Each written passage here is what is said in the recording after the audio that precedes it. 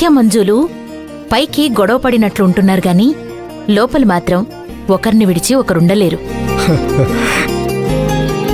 Thank you very much.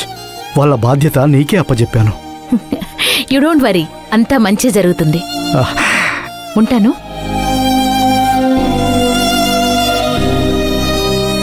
Sir, మీకు మంచి భార్య దొరికింది. ఇవి కూడా ఇవ్వండి. ఇదిగోండి మేడం. మేడం డబ్బులు.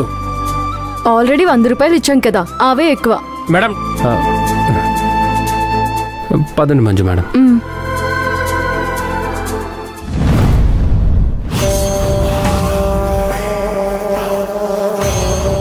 ఏమండి చూడండి.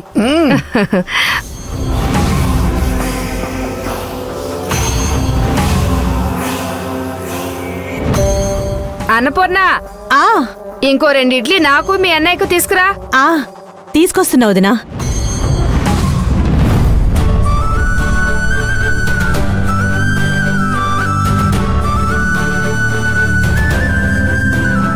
అమ్మా అన్నపూర్ణమ్మా, మీ వదినకి 2 ఇడ్లీలు, నాకు 1 చాలమ్మా.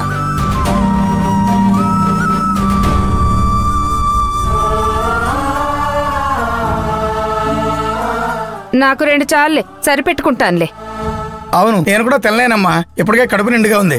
1 చాలు. హాసిని ఎక్కడా కనిపించట్లేదు. ఉద్యోగానికి వెళ్ళింది వదినా. పెద్దది ఉద్యోగం చేస్తూ ఎవరో పరాయి వాళ్ళకి శాలరీ ఇస్తుంది. ఇక ఈవిడ ఉద్యోగం చేసి ఏ ఊరిని బాగు చేయాలనో. 2 కూతుళ్ళు 2 రెళ్ళు 4 చేతులతో సంపాదిస్తున్నారు. ఏమైనా అదృష్టం అంటే నీదే చెల్లమ్మా.